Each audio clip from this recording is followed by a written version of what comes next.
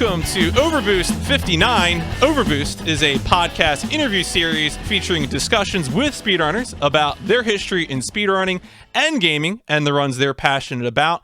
I am your host, PMC Trilogy, and with me today is Spectrolyte. Spectrolyte, thank you so much for giving me your time.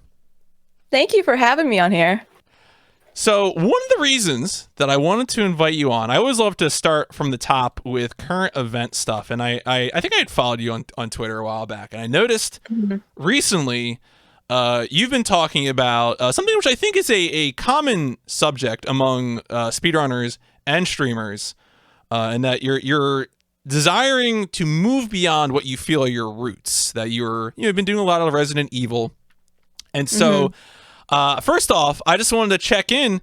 How is that going? I know you recently completed a speedrunner 2 of the first Dino Crisis, but you're still also doing some RE stuff too. So, give us some insight into what prompted you to do this change and how has that gone? Yeah, sure. I guess to kind of back up a bit, I started speedrunning last year and I didn't know what game to play. And at that time, I was super obsessed with Resident Evil 2 Remake. And I've been a longtime fan of Resident Evil. I watched my relatives play from the PS1 days and I really loved it. And I became a super fan when Remake came out on the GameCube. I've dabbled in watching speedruns, but I never speedrun myself until last year. So I started off with RE2 Make, and I just kind of went down the line of my favorite RE games. And when RE3 came out, obviously I did that. And when Village came out, I speedrun that as well. But I felt that I didn't want to just stay in RE for both a personal preference and as a business perspective. So for me personally, I don't like to stick with something for too long. I get kind of like this shiny object syndrome where I'm like, oh, this game looks cool, I want to try that. Oh, this game looks cool, I'm interested. So for me, it's just to keep my content spicy for me. But I also think from a business perspective, I think a lot of streamers can relate is, you don't want to pigeonhole yourself into one kind of game, unless you're super obsessed and of course, please play what you like. So yeah, that's my speedrun journey up until now. And as you mentioned before, PMC, I did my first run of Dino Crisis, or a couple of weeks of runs of Dino Crisis, and it was really different. And it was similar enough to RE to where my community was kind of familiar with it, but they saw that it was kind of different from RE. For me, it was a little bit less engaging. So, but I mean, it was a fun run. It was a fun thing to try. I wanted to try it, and I did, and I didn't like it, so I'm gonna just shelve it for now and then try something else. Do you feel like maybe you have a better sense? Because I mean, you mentioned that your start with speedrunning stuff was, you had watched RE runs, you loved it, started doing yourself, went down through a few, whether that be some of the remake games, OG RE2, RE8 that just came out, the fresh new hotness.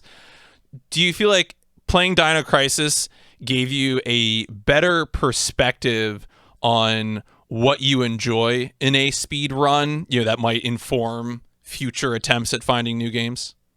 Yeah, definitely.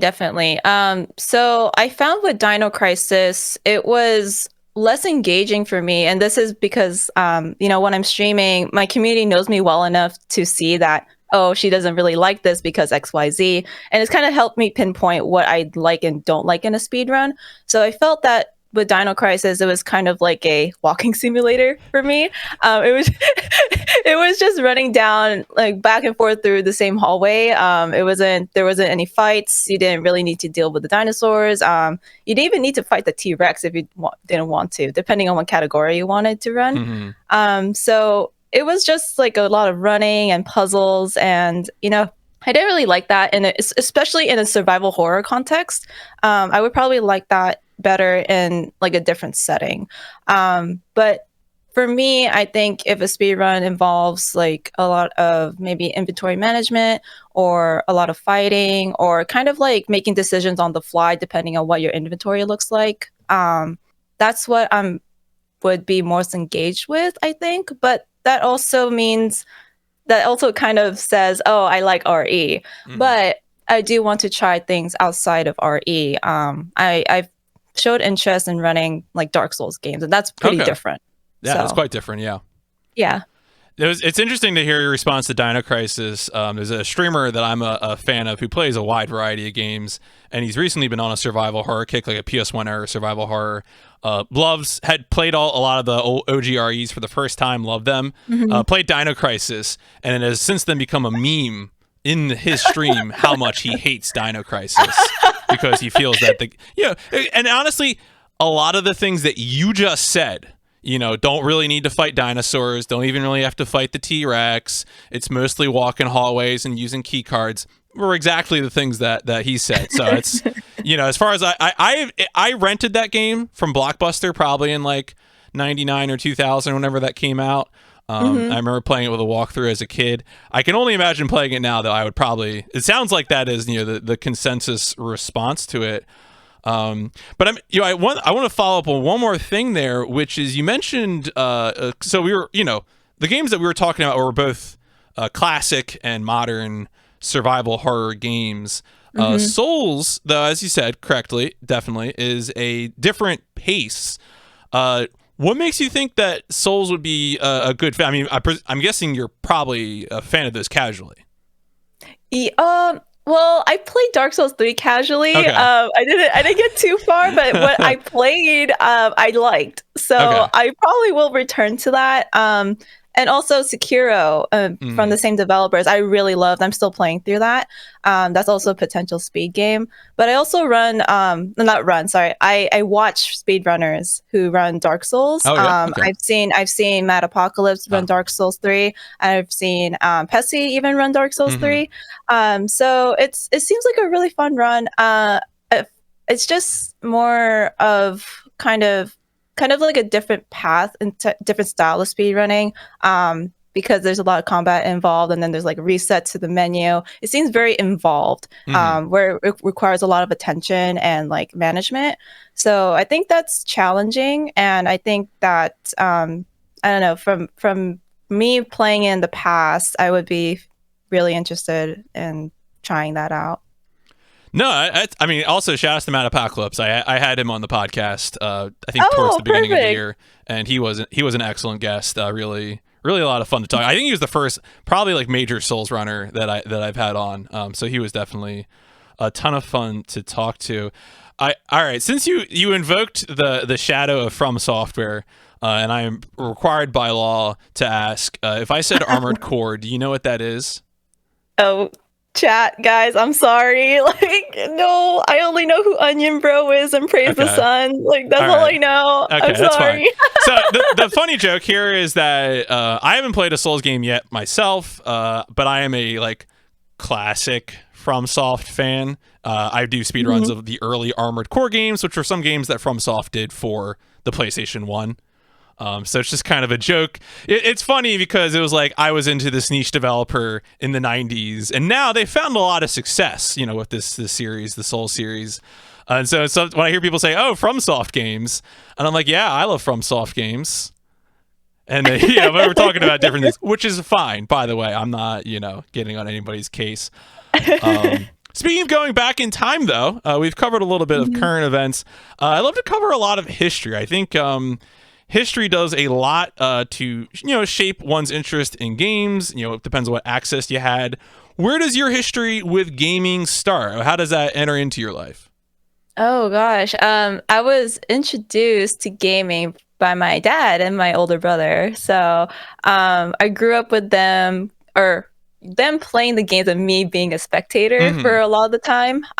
So yeah, I think that's how I started. I started watching them play like Resident Evil, and then like it just invoked this like sort of like just like heavy interest, kind of like an obsession. I was like, wow, you can like you can play this character and you fight zombies, and like the first character I got obsessed with was Claire from RE2, because I was like, oh, she has brown hair like me, like, and you know, I want to be Claire. And so I started off watching, and I was too young to play those games. Like my mom was super against it, like these are like violent games, but you could like, watch. yeah, but I could watch. Like, no, actually, I watched against her permission. Ooh. So I was like, oh, like, can I just watch you? And you know, they would be like, yeah, and then it's like, just don't tell mom, blah blah blah, and like, so I kind of like tiptoed around that. I was like super obsessed, and I guess outside of that, I started off playing like rhythm and beat games as well. I don't know if you're familiar with Bust the Groove. It's just like a yeah, on the PS1. was that the other one? It's super old. Yeah, well, but it was an old rhythm game. It was kind of a competitor with DDR. Am I remembering that right? Or it's I might be in a thinking of sense something where else. like you press all the arrows and prompts before the beat starts. So it's like you do like up, down, okay. down, and then you press X on the beat. Yeah, that kind of rhythm game, like Parappa the Rapper, kind of.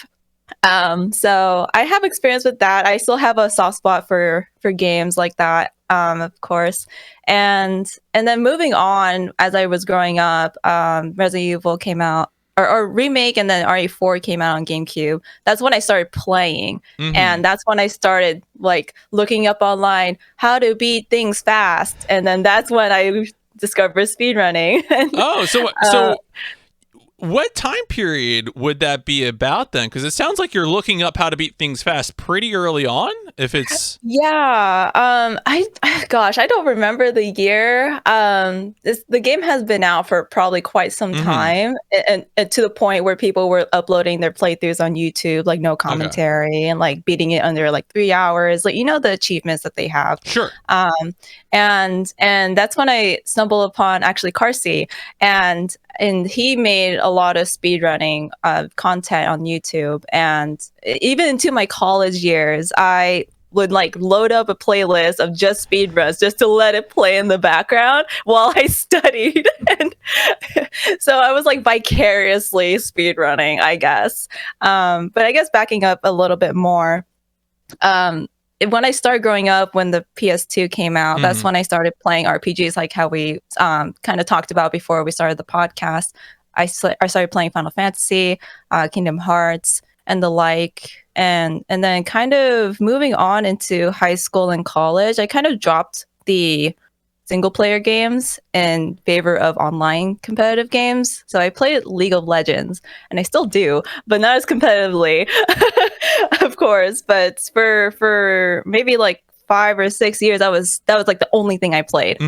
And you know how with that kind of competitive environment, it can get a little bit, you know, toxic, and it kind of turns people away. So I was one of those people. I got turned away, and that's when I started picking up single player games again, and you know, hence speedrunning commences. So see, this is good, because normally one of my segue questions would be, you know, what sort of multiplayer games have you played? Certainly League of Legends, a common answer among many people. It's a very popular game. Still funny to me that that's an answer. I was very much into MOBAs for a brief period of like 2 years in like 2004 to 2006, which of course meant that I was playing original Dota. Yes, I was gonna say, oh, you're a Dota player. yeah, I was playing original Dota then with Warcraft 3 ban list, you know, doing all sorts of awful, you know, toxic things before anyone had any sort of council on toxicity, or what do they call it in League? It's like the Summoners Council or something. Is that like? They used to have something called the Tribunal, and it's like the banhammer in the game, but I don't know if they have that anymore, to be honest. I think I've downloaded League a few times to play with friends at like LAN parties, but I've never really, because at that point I was out of MOBAs. I was like, no thanks, I'm good. I had that once. Have you done anything else in terms of multiplayer stuff? I know I you know, from looking at your Twitter feed, I know you've at least dabbled a little bit in, you know, battle royales like your Apex and stuff like that. What else have you done multiplayer wise? Yeah, so right now I'm really liking Apex Legends. I play both offline with friends and then on stream with other friends. You know, we there's like Hmm. so many people with who play Apex, and it's just like, oh, I gotta like schedule you in, like please play with me. And but outside of Apex and League, I used to play CS:GO, Siege. What else? I feel like there's a lot of, I guess those are like the competitive multiplayers that I've dabbled in. But I've also played MMOs in the past where I was really obsessed with Guild Wars 2 Guild Wars for 2? a Okay. long time. Yeah. I played an Elementalist mainly for PvP, and then I kind of like strayed away from MMOs because it was just like a huge time sink. Like I felt like I didn't know, like I didn't have time to play anything else. I was like, okay, we got a raid. Okay, we got a tournament coming up. Oh my god, it's gonna reset. We have to like grind. And yeah, so it's those are the games that come to mind. Also dabbled in WoW a little bit, but I didn't really like it. Hmm. So yeah. No, that's a good cross section. A lot of that stuff is stuff like that I've heard of. I tend, as can probably be inferred from my earlier comments, I tend to stray towards weirder janker games. So like I loved early PlayerUnknown's Battlegrounds because it was so broken, and then Ah, yes, once it got more PUBG. stable, I was like, nah, this is too much for me. I gotta. Oh my, the memes died. The memes Yeah. died. Once they got rid of fog and rain, I was like, well, this is not serving me anymore. So, but no, I definitely and Apex seems, I don't know. I follow a few people who do like Titanfall 2 speedrunning and things like that. So certainly like the movement in Apex is very very satisfying to watch. So I Yes. definitely appreciate that. Now, you already went over a little bit of your history of how you learned about speedrunning, of how you how you entered into speedrunning. Said like, let me do. I think it was, you said Resident Evil 2 remake was what your first one, right? Yes, my very first like official speed run Mm-hmm. with like the live split and Right, everything. live split and streamed and all that. Yeah. What about streaming generally though? Was doing the speedrunning like that, the first official, as you say, was that your impetus to start streaming, or had you been streaming beforehand? Oh, I started streaming a long time ago. Okay. I started streaming in 2016. That was my first go live stream, and I believe I played Dead by Daylight. At that Mm-hmm. time, the game was like super baby, and like no one knew about it. And everything was OP during that time. There were a lot of bugs, and it was great, and well, kind of great. But anyway, no, no shade to behavior. They're Mm-hmm. great. Mm-hmm. So yeah, I started off streaming Dead by Daylight, and I kind of stuck with that. And I started playing variety, streamed a little bit of Dark Souls 3. And so a lot of the time it was kind of like, shiny object syndrome, but I couldn't quite like finish a game start to finish because I was like, oh, like it's too long, or I don't have time to play, because during that time I was also working just out of college. And so I took a lot of breaks. I didn't know what to do with my stream. Didn't think I could kind of like quote unquote make it right, and I didn't really have a direction. So I was bouncing between games like League of Legends, Siege, CS:GO, PUBG, even like The Witcher 3, doing playthroughs of that. Mm-hmm. And so I started taking it more seriously towards the end of 2019, I would say. And that's when I started doing full playthroughs of Final Fantasy. And I kind of got like I built a community around that. And at the time, after I finished Final Fantasy X, I was like, "That's it. That's the best game." Like I I agree. peaked. Like I Yeah, can't. Like best I Final can't play Fantasy. this anymore. And and so I started playing 10 too, and I was like, "Oh, I don't really like this." Mm-hmm. And so I kind of shelved that, and I was like, "Oh, what do I do now?" And a very good streamer friend of mine, who I also know IRL, Dices, you might know him. He Yeah, does like really Dices. janky and Yeah. janky, like quote unquote bad horror Mm-hmm. game speed runs. So I watched him a lot, and he gave me the push to try speed running. Like, just try it. Like, you really like RE2, and you platinumed it. Like, go try it. Like that's the logical next step. Like you're obsessed with this game. And I was like, okay, sure. And that's the rest is history. So see, that's interesting. So your experience with speedrunning Resident Evil 2 Remake, I forget how long after launch would that have been? Because I guess from as an outsider to Resident Evil, the reason I'm asking this is that that game was a big deal. There was a lot of people speedrunning that game.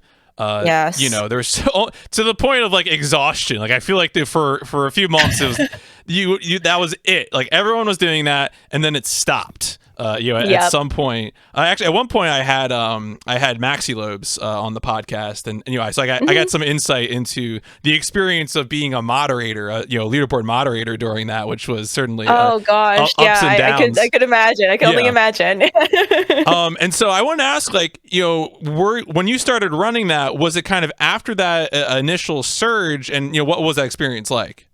I think it was after the initial surge. Actually, it was like kind of during / like coming off of like the second wave of people who tried to speedrun it or like take it seriously. And there's still people who are speedrunning it, of course. Oh, yeah. It's very, very active. So yeah, during that time I started, it was like during the second surge of people running RE2. I remember watching like Failmore a lot, and like Trey D, they speedrun that game a lot, and still I think. And they helped me a lot learn about the game and like all the speed tech, and I'm really grateful for that. Just shout out to the Resident Evil speedrunning community. They're super welcoming. I haven't had really any bad experience with anybody. So I'm really thankful for that. Just the competitive and collaborative nature in speedrunning in general is very, very refreshing. But yeah, so it was coming off of the second wave, and I guess I kind of rode out the wave, and to the point where I was submitting to Frame Fatales, and I was, to my surprise, I was accepted. So I had my first GDQ run like before a year of speedrunning, and I was like, oh my god, I'm scared. I was so nervous, but it was really fun and a great opportunity, so I'm really grateful for that. Yeah, no, that was a fun run. That was one of the VODs that I watched in prepping for this. Oh gosh. I watched it. The beginning was so rough. I mean, was like super nervous.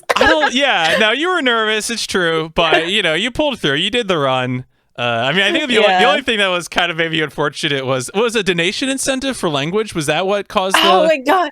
Yeah. Yes. I was like, let's please just start the run. I just want to get it over with. And then in my head, I'm like, oh my god! Like I did not pick costumes or audio. Oh no! I was like, can we restart, please? I'm sorry. Thankfully, it was only like a minute or two in, so. Yeah. That's why I gave my estimate of an hour, and even with all the hiccups, we made it. So yeah, I'm really happy about that. No, that's good. I mean, that's the other thing too about, if you have an interest, and I'm saying generally for anyone speedrunning, in doing marathon runs, I mean, the two things to do is, always just submit your best effort to a GDQ, to an ESA, to whatever. And then the other thing too is also, try multiple events. There are lots of other great marathon series out there that are maybe smaller in scope or regional, depending on where you live, but are also great fun too. I have Midwest Speed Fest, Calathon, Thunderthon is an online series, etc. There's lots of great ones. So, whatever. And like practicing will do so much. I can certainly remember having jitters, at early marathons like that I would do as far back as like, 2016, 2017.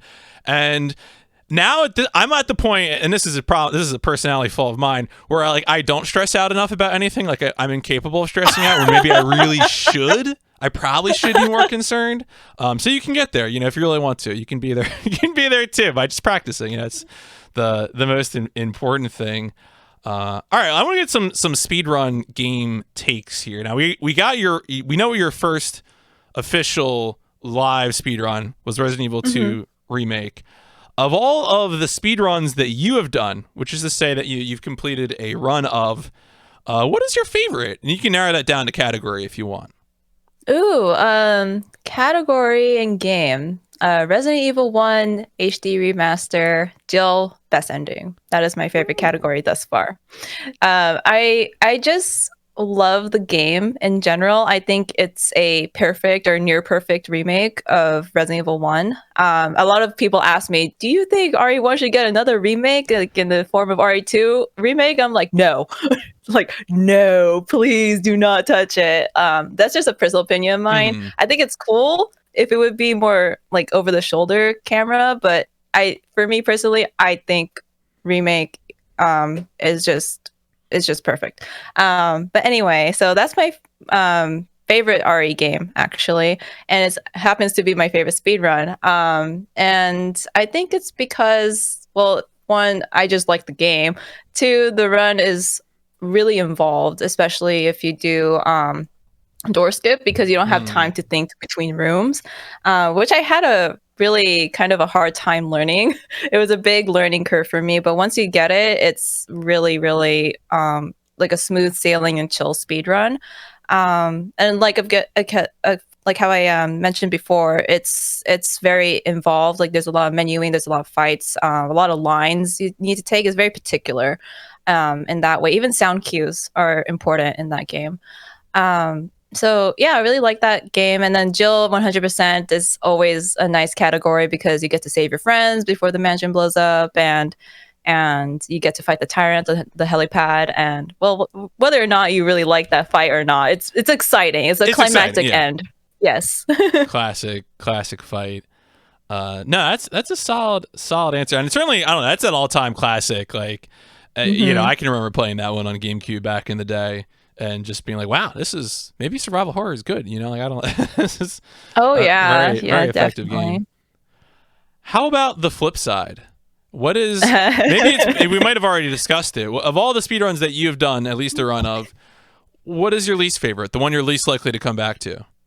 Dino Crisis. Dino Crisis, yeah. Okay. For yeah, I assume some of the reasons we already discussed. yeah. So for the same reasons, like we mentioned before, it's just a bunch of running and key inputs. Not very engaging for me. So yeah, I'm probably going to shelve that one. But I do hear that Dino Crisis 2 might be more up my alley. So I might give that a go. Yeah, I have not played Dino Crisis 2 myself, but my impression is that there's much more action, and certainly the game has score, so that clearly indicates that you can, you know, there's a reason to shoot things, at least in some manner. Oh, okay. Well, I did not know that. I learned something new. Now I need to go check it out. Yeah, no, I've watched a few people play it, so hopefully that is, you know, enticing. I'm curious. We'll see if I ever get around to a game like that. But how about, and you've already mentioned a few of these, but maybe a game that you would like to speedrun, but you have not gotten around to it yet, whether for time reasons or, you know, hadn't been fitting with what you were doing. Well, yeah, we touched on it a little bit. I would like to try Dark Souls 3. Dark Souls 3, and and Sekiro. So probably Sekiro first because that's the one I'm more familiar with as of late, and I just like the aesthetic, and it's just super cool. Like the death kanji on your face is always fun, but I'm sure during a speed run it's not going to happen, hopefully. But yeah, those games I would really like to try in the future. How about your favorite speed run to watch that you have no plans to run yourself? Ooh, that's a good one. Let's see. The one I can think of is Little Nightmares. Little Nightmares and Little Nightmares 2. I tried speedrunning it, and I was like, oh, this isn't for me, but I love watching people run it. So that's probably a game I won't really touch. But I do enjoy watching people run it because it's very involved, it's very technical. And on top of that, the depth perception of this game, because it's like 2.5D, it's just more impressive to me because it's like, oh, I'm gonna make it to the ledge, and I'm like, I jump and I just like completely fall off the map, and I'm just like, how do people know? So that's always fun to watch. No, I definitely hear that, especially the games like that you feel like you can't visually grasp as a player, but like you still like them. It's like, all right, well, I guess this is for someone else to play.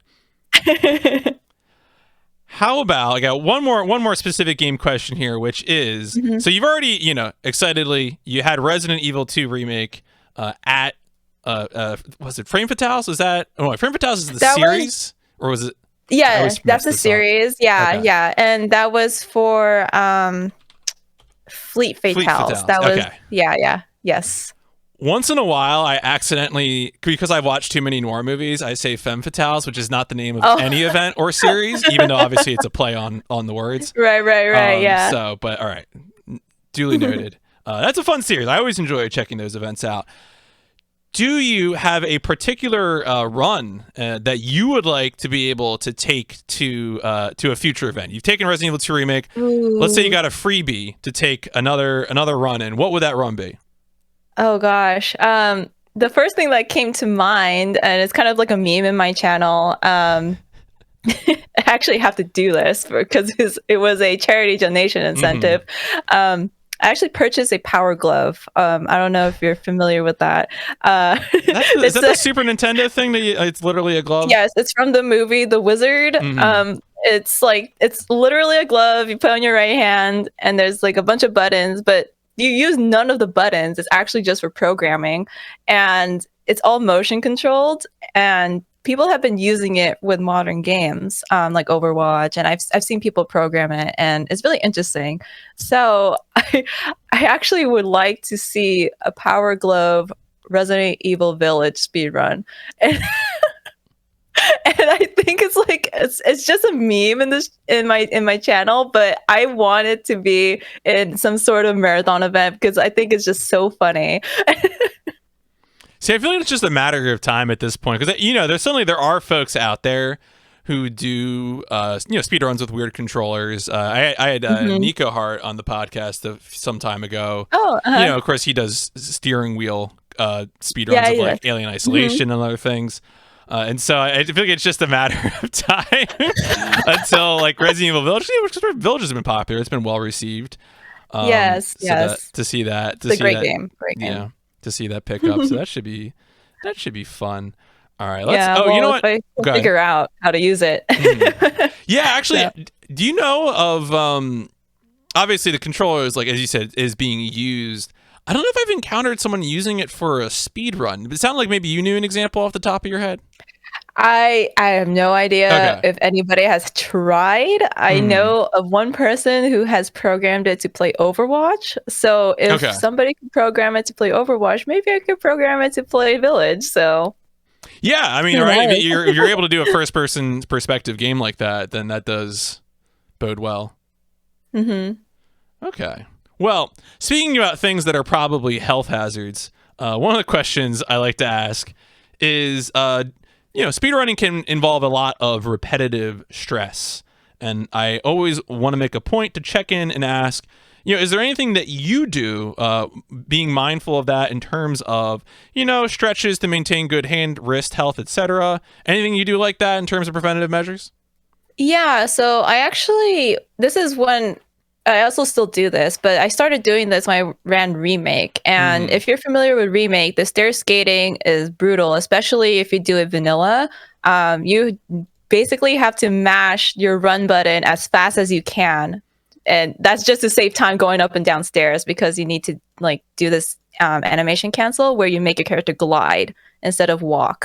So you save time that way. And as you can imagine, if you do that for an entirety of a run, which lasts maybe an hour or a little bit less than an hour, it can get very tiring and it's very strenuous on your wrist.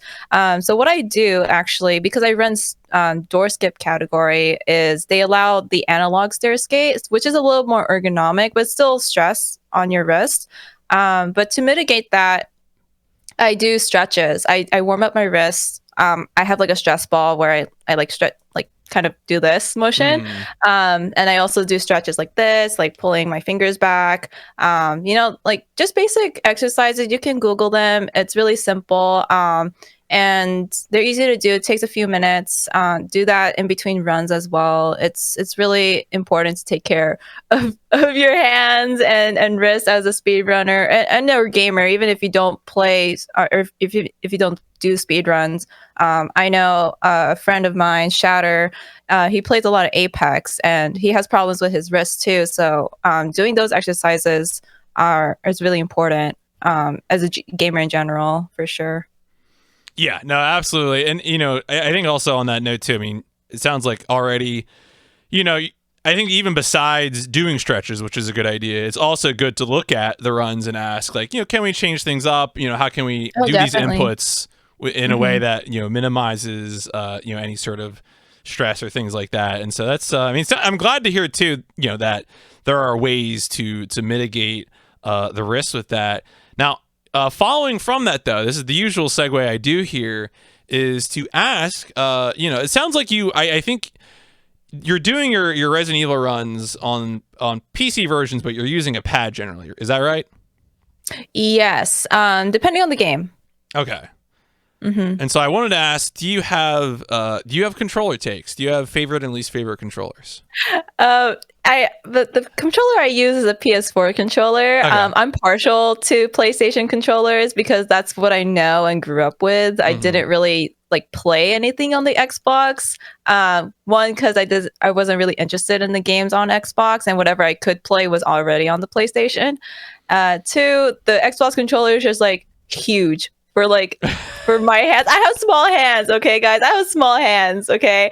And so, I cannot do Xbox controllers, and I just prefer that the analog sticks are side by side rather than staggered. Mm-hmm. So, that's my preference. But if I could play the game with keyboard and mouse, I will. Okay. Yeah. But it's interesting. So, you're familiar with PlayStation controllers. It's your preference. But if it is is there a particular thing in a game that dictates whether you use, say, DualShock 4 or KBM? Yeah. So for me, I'm more familiar with mouse and keyboard. As of late, I don't really play anything on controller unless it's needed. So the only thing that kind of dictates whether I use controller or not is if the speedrun particularly calls for it. So, for example, Resident Evil 2 Remake is generally faster if you use mouse and keyboard because there's a lot of menuing involved. And so key presses are a lot faster than down press or whatever the D-pad and the controls call for. But for a game like Remake, movement wise, it's not very efficient to play with keyboard and mouse. I don't even think I even tried playing with keyboard and mouse. I don't even think there's a capability for that. I'm not even sure. I didn't even try. But for Remake, you really have to switch between tank and alt controls, so which is more efficient on controller. But I do know speedrunners who do prefer playing on controller because that's what they're familiar with, and by all means, they can get very fast times and world record times. So it really comes down to preference. But for me, if I could play it on keyboard and mouse, I will, with the exception of the OG Resident Evil games or anything that, I cannot do keyboard on that. I will try in the future, but I prefer controller. Man, using WASD for tank controls is probably a real right. That's a real no, thank you. The other night I was trying to boot up a game from 1999 that desperately wanted the player to do mouse steering for driving vehicles. Oh no! No, what? Please! I gotta fix this. We can't mouse steer. That's forbidden. No. Nope, that should be illegal. I'm sorry. Yeah, no, I'm not. No. That's funny. All right. Let's get into some. I have some questions that are kind of just kind of broad questions about the topic of speedrunning. Sure. One of them that I'm gonna throw out at you is: do you feel like there is a particular point or appeal of speedrunning for you? I think you've already mentioned, that it is great that speedrunning combines both a competitive aspect as well as a collaborative aspect. How would you describe the appeal of speedrunning? Yeah, so as you mentioned, I do enjoy the community aspect of it. Everybody's pretty welcoming, and it's as so speedrunning can be as competitive as it is collaborative. And what I mean by that is, if you're familiar with speedrunning, world record times don't just become world record times because somebody just like pushes the game to its limit. It's kind of like, hey, I found this glitch, let me share it with the community, and then when somebody else finds another like skip, they share it with the community. So it kind of builds up on that. So I think it's really collaborative in that sense, where strategies are shared, and it pushes the game further and further, which I really really like. When somebody beats your time, nobody really says like, oh, like you're bad, or like you like stole my strat. Everybody kind of cheers each other on, and I really love that about the speedrunning community. And outside of the community aspect, speedrunning itself has kind of given me a how should I say, kind of breathes new life into the games that I love already. And it lets me experience them in a different manner. And that's what I really like about it, that you could kind of iterate also on your own gameplay. And you cannot blame anybody else but yourself, right? You really have to be analytical and push yourself as a speedrunner on an individual level, of course, while asking for help from others. So it's been a really great way for me to be kind of analytical, critical, and kind of creative in as a gamer. So it's provided me a lot of insight to me also as a person, how I work, when I'm under pressure, or like how I think, how I learn is also has been really insightful. So yeah, I mean, I learned a lot about myself through speedrunning, so I'm really grateful for it. No, those are all solid takes, and I would say follow through a lot of what I've heard on the pod. I remembered while you were talking about sort of the opportunities that you've had to learn things about yourself through speedrunning. I overlooked a past thing that I wanted to ask about, which is when we were talking about you getting into streaming. I wanted to, because I noticed, I think it's your pinned tweet, which is when you got Twitch partner. Is that right? Am I remembering this right? I just got partnered in May. And so I wanted to ask, was there a particular thing that put you on that path? Because you said you had been streaming for some time, doing other things, doing Final Fantasies, et cetera, et cetera. I'm going to guess maybe if it happened more recently, it was maybe speedrunning related. How would you describe what pushed you over the edge to Twitch partner status? Yeah, sure. So I would definitely attribute it to speedrunning and the speedrunning community. That is definitely like what brought me to where I am today. Because prior to that, I was like kind of very much variety, kind of bouncing around, didn't know what to do.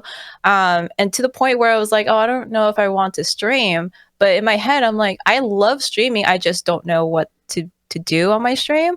I don't like at that time I was like, oh, I don't really have a game that I could consistently play. And so that's when like Dice said, try speedrunning. You can like play the same game over and over and over again.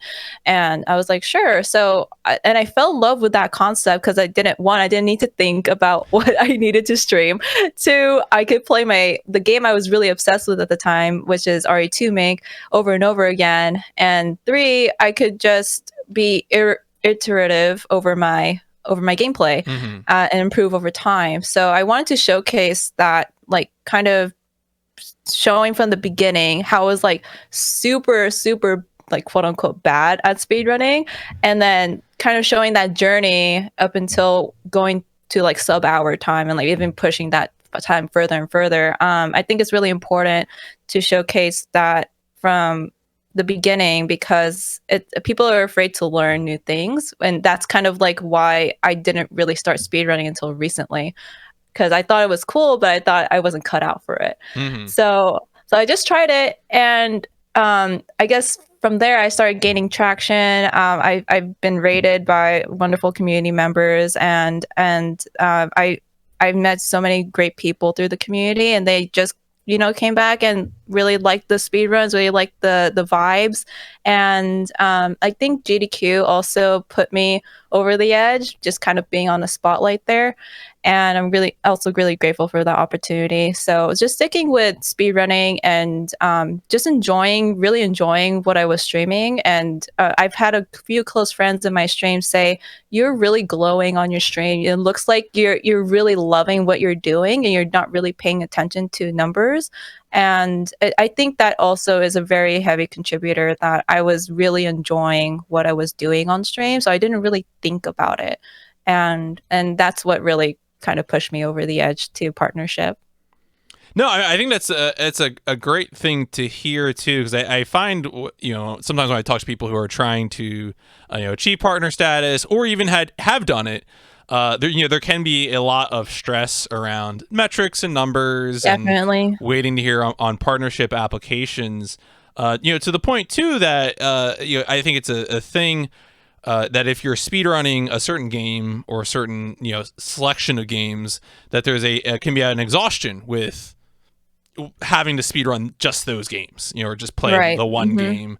I'm gonna single out Resident Evil 4, which is like the patron saint of this thing that I've heard the most about. I mean, it's not only Resident Evil 4 that this happens with, but it certainly happens with. And Resident Evil is a very popular series. Lots of different games in it. Now, thankfully, there is lots to do with. Do you have any? Your partner status now, so truly, the world is your oyster. In terms of worrying about being a partner, you don't have to worry about that anymore. If that was a goal, it's done. Right. In terms of we had the discussion at the very top about moving to other things. You tried Dino Crisis, obviously. No plans to become a Dino Crisis streamer right now. No, not right now. Do you have any thoughts about, it sounds like you're not worried about metrics, so maybe it's just not an issue. Do you consider metrics when you're scoping out possible next games to go to? I mean, yes, definitely I do. I think at the time, like this is prior to partnership, I wasn't really paying attention to the numbers per se, just because I just wanted to speedrun RE.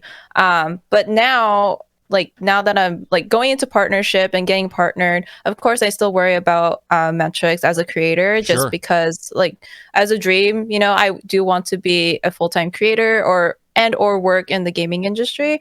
So metrics are important, but they're not an indicator of what kind of value I bring to the community, or what kind of value I bring as a creator, or as a person.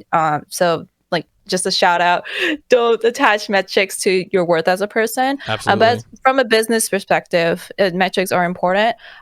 So yeah, that does factor into what kind of games I pick. So the reason why I picked Dino Crisis is because, well, it's similar enough to RE, and well, my community actually voted on it, and I was like, okay, I guess they're interested in Dino Crisis. And when I went into Dino Crisis, it seemed like the normal viewership was there, my regular community was there, and then so when I picked the next game I want to speedrun, I kind of put it up to community vote, or I kind of pull in hey, would you be interested in this? And if I get enough of a response, I would give it a go. So now I feel like with the stress of partnership gone, I'm able to do a kind of experimentation again. So I think for now I will stick with survival horror, which is what I do enjoy anyway. Just straying away from RE because I do want to expand outside of that. You mentioned something there that I want to follow up on, which is, I mean, certainly speedrunning and streaming are often in the same place. There are people, who I've interviewed on OverBoost who are full-time streamers. You mentioned the idea of being involved in a professional capacity in gaming more broadly. Is there any, do you have any particular ideas of what that would be? I'm just curious. It sounds like you have thoughts about it. Yeah, sure. So I guess from a realistic standpoint, I can't bet that I will be achieving this full-time content creator status, even though that is my dream. But if I were to work in the gaming industry in a professional sense, in a corporate sense, I guess, I would like to be involved in marketing or like community relations, something along those lines I would be really interested in for sure. Cool. No, I mean, as far as I'm concerned, it is my advice as someone in their early 30s to always, if possible, be ready to change lanes, to always seize opportunity. I changed lanes a bunch of times in my early 20s, and I've now, 9 years into a very good job that I'm happy with. But I only got there by changing lanes a bunch of times. So I always, happy to encourage others within reason. And for better or worse, we all have to, make rent and put food in our bellies. But yeah, definitely. If possible, do so. Now, on the note of work, I'm not going to require you to invoke what you do for a living, but I do like to ask, getting into speedrunning, routing, glitch hunting, doing runs, there's a certain mindset to that. And I especially find it interesting that, you have some people who might just speedrun one game, but it often seems that the more runs someone learns, the easier it becomes to learn new runs, which I think, implies that, it's not universal, but there are some things about it that are universal. And so I wanted to ask, have you ever found yourself applying speedrunning principles, ideas, or terms to your everyday life? Everyday life. Oh, I did not think that question was going to go in that direction. Actually, yeah. Now that I think about it, I do, and I like use it with my like non-gaming friends. They're like, what are you talking about? What's a PB? And like, what's a PB? What's a gold? So like, yeah, it has trickled into IRL, and that's when you're in bad for sure. Like you're in it bad. So yeah, I guess when I'm getting ready in the morning, if I'm like in a rush, I'm like, oh yeah, like this is a gold split, or this is a new PB getting out the door for work.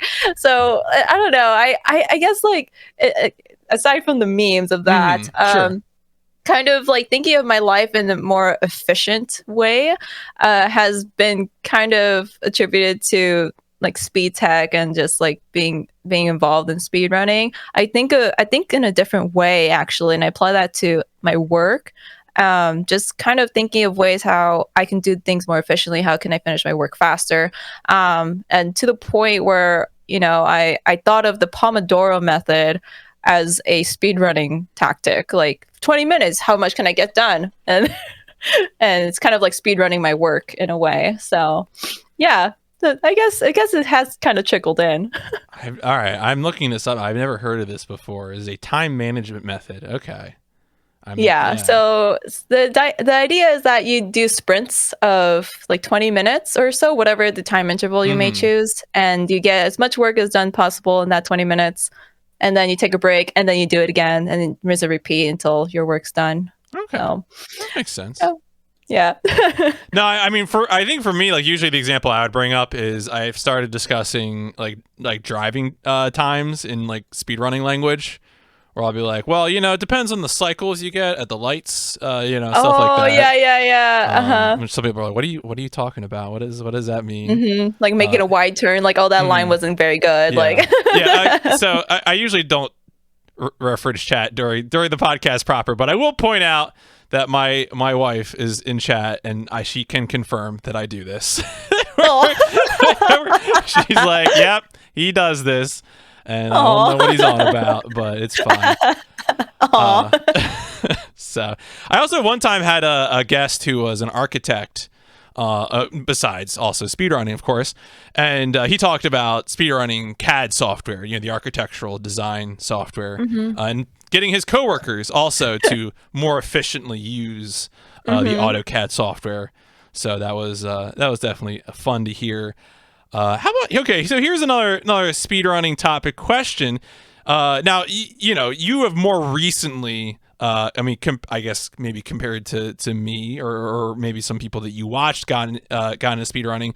But nonetheless, if you could go back in time to when you made that decision to pick up RE2 Remake and get into speedrunning, is there anything that you tell yourself, in terms of how to approach it? Any advice you would give to your past self? Oh, any advice I would give to my past self? Um, Make sure that live split is working properly. Because I can't tell you how many times I still do this. This is awful that I still do this, but like I would like, okay, I got the splits and then I got the auto splitter. I've been so spoiled by the auto splitter, by the way. Yeah. Definitely spoiled with the auto splitter. And then I boot up the game. I'm like, oh, it's not working. And then I spend like an hour trying to set things up. But yes, make sure that light split is working, and don't stress too much about it. You're learning at your own pace, and pun intended, I guess. And yeah, just keep at it. So yeah, I don't know. Just persevere. Do most of the games you run? I guess most of the games you run have auto splitters, don't they? Yes, I think all of them do. All of them do. Okay. But for the day, I must must manual split. I do have a foot pedal. I purchased one. Oh, so just okay. for the time I know will come, I might manual split. I have a foot pedal for that. So yeah, I guess it's necessary. I mean, I have, because I do so many weird and obscure games, I am very accustomed to finding places to manually split. And so like it's a luxury. It's almost weirder for me to auto split than manual split. Thankfully, one thing I will say, and I'm sure you have a similar feeling about this with regards to the RE speedrun community, is that just shout outs to the people who make the auto splitting scripts and the load removers and all that. Yeah, round of applause for all those folks. Yes, thank you. Yeah. You guys are so great. I'm spoiled. Yeah, no. Speedrun tools are very cool. Definitely. Very, very big spoiler there. All right, here's a fun question that I've stolen from someone. What was a viewer, and the question envisions a trade-off. Imagine that you're speedrunning, let's say your favorite game, and you have a favorite trick, a favorite thing that you do in the run. You just love doing this trick, but when you're playing that same game, there's also a skip that you would love to have. A skip that, if you could just cut this section out, just clip through a door or whatever the case might be. Would you trade the favorite trick for the favorite skip, for the dream skip? So you can fill in those blanks if you can with the favorite trick and the dream skip, and would you do it? I would not trade this trick. Ooh, you would not? What trick are you not giving up? I mean, like, well, the thing is, I don't like. Well, okay, for me, I'm more inclined to run glitchless. Okay. So I don't really particularly like. Well, no, not that I've tried it. I will try it. Actually, I should try that. But for now, in this point in time, I do prefer running glitchless categories. Okay. So I would like to keep the trick. And it's just because if I like doing it over and over again, I'll do the trick over and over again. Like, you want me to flip backwards 3 times in a row? I'll do it. So yeah, I think for me, from a gameplay perspective, even if I get that dream skip, if I'm not able to do that trick, it's like, aw, like I want to. So no, I think it's a good answer too, and that's something else that this is, I guess, kind of on the topic of Resident Evil speedrunning, which is interesting to me. As I've indicated, I'm a jank game runner. I love it when things break. It's a primary motivator for me with speedrunning. And when I look at a lot of the popular Resident Evil leaderboards, you have some tech, the stair skating and stuff like that. But even when there are categories, and I know I haven't watched it in a long time, but I know for Resident Evil 2 Remake, there was some version of the game that had some hilarious walking out of bounds stuff in it. It was, I think it was like an earlier version of the game. Yes, patched out it was or something. A very early patch. Yeah. Yeah. And I remember seeing that, I was like, oh well, that's the stuff. Like that's just what I would want. But it's not it is not overwhelmingly not the most popular categories, which is fine, by the way, just in case it's not clear. Run what you want. But I think it follows, from that you're into that. So it's interesting to me. But again, I think it's a true thing for survival. Or maybe I'll have more questions about that later. But a question I wanted to get to, because you were talking about speedrunning and streaming from the perspective of being a full-time content creator or having an interest in marketing and gaming, did you have any future takes about speedrunning and where speedrunning goes from here? I feel like we have a lot of, once in a while you get someone who comes out and says, I'm going to make a racing league, or speedrunning is going to become esports, which means all sorts of different things to all different people, and which is his own bag. I watched fighting game stuff for years, and so the discussion of what esports means was already loaded in that context. Do you have any sort of like future of speedrunning takes? Because I feel like you might have something here. I do. I know I'm probably in the minority for this. Like what you mentioned before, I've kind of played around with this idea that speedrunning could become kind of like esports-esque. In terms of like competitiveness, I would envision it being structured as like F1 racing. So like there would be a pre. So you would gather speedrunners, they would run like a certain weekend, and then they would get their best times or whatever in that category, race again, and then like the leaderboard would change. I'm not into the nitty-gritty of how it actually works, but I would think if you structure it in terms of like F1 racing, or in terms of like gymnastics where you like accumulate points or something, it could work. But I know that there are a lot of nuances within the micro speedrunning communities itself, because not all games are the same. Sure. So it's a complicated topic, but I think that the future of speedrunning could go in that direction for sure. And the reason why I say that is because while speedrunning is great as it is now, and it's doing great things like marathons and GDQ and all that, I think at a certain point, you could expand your audience outside of already the existing community.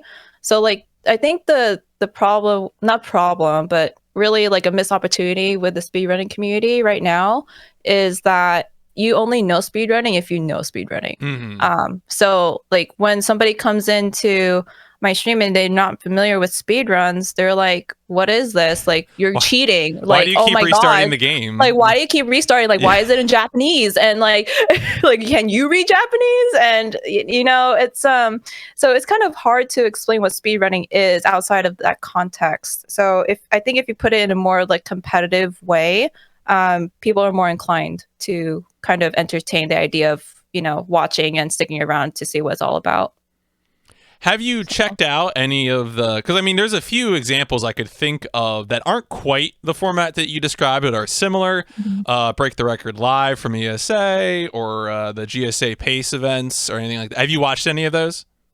I haven't watched any of those. I haven't checked out any of those, I must admit. The one tournament structure I have seen is Waifu's Invitational for Resident Evil Village.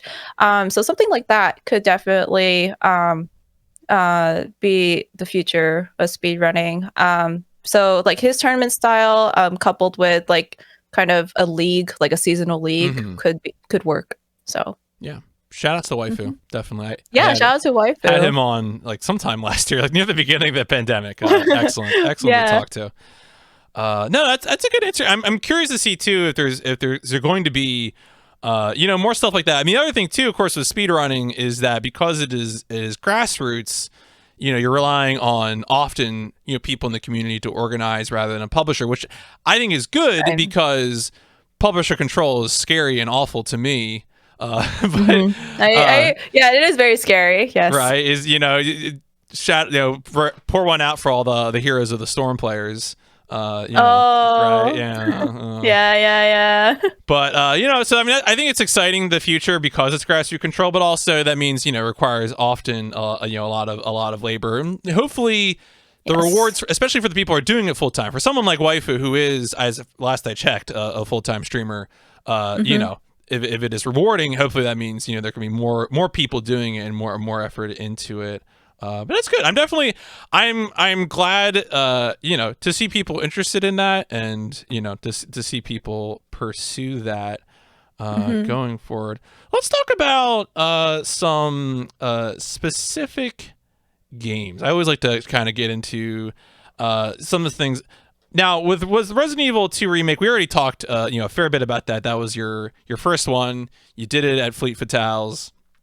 With this game, do you feel like you're done with this game? Because I remember when we first talked about it, we talked about how a lot of people got burned out with this game. What's the Mm-hmm. status of Resident Evil 2 Remake right now in your repertoire? I'll be back. But yeah, so I do plan on returning to Resident Evil 2 Remake. I think at the time I put it down, I was trying to go for top 10 in Leon B. Mm-hmm. And I don't remember what happened in my run, but I do remember that I was like 30-second time save and I was vying for top 10 and then something happened and the run died. I was like, okay, I'm going to try another game. So Oh no! so yeah, because at the time that was like the only game I played. Mm-hmm. So I was playing RE2 Remake for I want to say like half a year or maybe like longer than that. So I wanted to expand outside of that because I thought that I didn't want to keep doing the same run over and over again for too long. But I Mm-hmm. do want to return because I know I've seen people do some new strats like skipping like a gun, that a really powerful gun, and that's really scary to me. But if it saves time, I gotta try it. No, I mean that's interesting too, because I think that is one of the nice things about focusing on a single game and then taking a break, is that especially if it's a popular game, chances are by the time you come back to it, not only might it be new again to you, but there really might be things that are new to you in the run. Definitely. Would you still focus on Leon B, you think? Was that your favorite of the RE2 remakes, or? He it's a love hate. It's a love hate. I love Leon V because I think for me it feels more fast paced, even though the time is about the same as like other categories. But the pacing of the run is more I guess interesting to me, is more fast. And the tyrant fight, the tango with the tyrant is probably Mm. like what I live for. I always tell myself, just get to lab so you can hear the lab escape music, because the lab escape music is super good in the remake. But yeah, it's a love hate because Leon is slower and he also, his knife swipe is like super baby in comparison to Claire. So so yeah, but mhm. Now, Resident Evil 2 Remake is the game where the higher the FPS, the more damage the knife does, because there are more Yep, frames during which it is active. yep, hmm So yep. you play, So is 120 considered the standard? Is that like the most popular, or? yeah, so for the PC categories, you can either run on 120 or 60. So that just gives people opportunity if their PC is not, super good, or, whatever the reason is, it gives them, kind of sort of a standard. So I cap mine at 120, Mm-hmm. and that's considered like the fastest one to work with. Hmm How do you does the game come with a frame rate capper, or is it typical to use an external tool in the community? It's typical to use an external Okay. tool. I use Viva Tuner, Okay. and it caps the FPS, and it's actually required for you to show your FPS Right. count on Yeah, your I VOD. thought it was Yeah. Riva Tuner because again I had watched some of the VODs, and I recognized it. Hilariously, this is a good example, not to inject myself too much into the interview, but the only time I ever had to use Riva Tuner was for the 2004 Miami Vice licensed game on Oh, PC. uh-huh. And we had to use Riva Tuner because if you left the frame rate uncapped, the game would become unplayable because the player character would get stuck in place. Oh no! Oh my god, that's so funny. I never heard of that. Yeah. Well, it's typical because you have games in the 90s and early 2000s where they're like, we'll just let it be CPU limited. Like, what could happen? And the answer, of course, is the march of time, and eventually, what could happen? What could go wrong? Yeah, eventually, what happens if you have infinite frames? I don't know. Play it on console. Don't worry about it. There's it'll be limited there. Yeah. All right, so so Resident Evil 2, you'll be back. You'll get back there. Was the Resident Evil remake, which we also talked about, you mentioned was your favorite, especially I think you said like Jill best ending. Yes. Yes. And you mentioned that the category in particular you run is, or it looks like all the categories that you've at least submitted to SRC are with the door skip mod. That is a mod, right? Yes, it is a mod by Fluffy Quack. Yep. And I wanted to ask, because sometimes I feel it has become a hot topic, or people have weird takes about it. To be clear, my take is if it's fun to do and it's what people want to do, you should do it. Modify the game however you want. Do you have any takes about modifying games and speedrunning them? Yeah, so I think this is a topic that kind of like splits the community a little bit. So when mods come into play,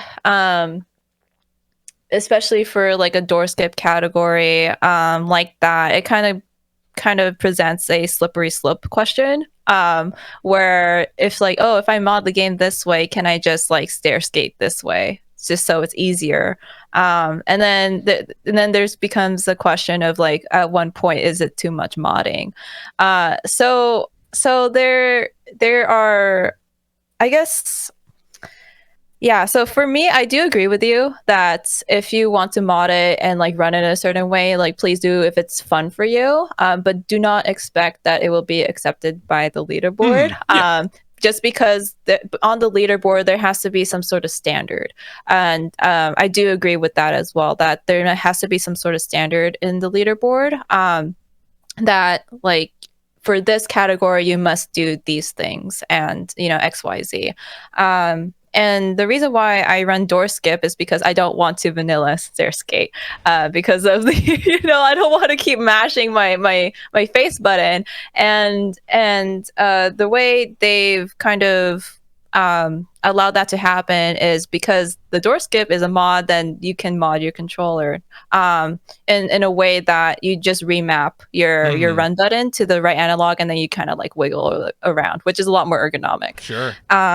So I'm really grateful for that, and I think that's a great compromise. But then because they did that, and this goes for multiple games as well, it presents the question of, can turbos be allowed in the future, like a turbo speed leaderboard? Because there's people who do want to speedrun, but they're not able to for whatever reason, and turbo might be the answer for that. So I don't want to bar people or like gatekeep people from speedrunning. Like, please, like whatever tools are at your disposal, whatever you can use to let yourself enjoy a game in a speedrunning context, please use it. But unfortunately, we can't like do anything about the leaderboards as of now. It might be in the future, but I do think that there are two sides of this coin for sure to consider.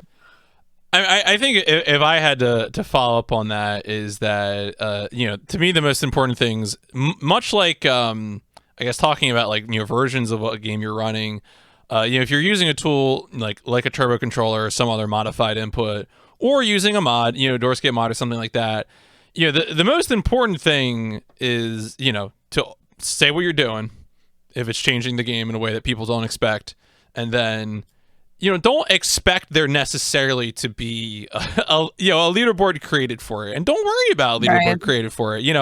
I think if interest emerges, that people want to run the game in this way, that's going to be the argument, I think, for for a leaderboard being made for it, right? The argument isn't going to be, I want to, I have an earnest, sincere reason to not want to play the game this way, will you please let me on the leaderboard in a different way, I think, becomes, hey, there's a bunch of us that are doing this and we would like to track that progress, and I think that's a Right. much more compelling argument to a moderator. I moderate a bunch of small boards, and a lot of people are like, well, why isn't there a 100% category? And I'll say, well, because no one's done it. All right. And I'm not going to make the category, and none of y'all are actually going to do it. So, I see.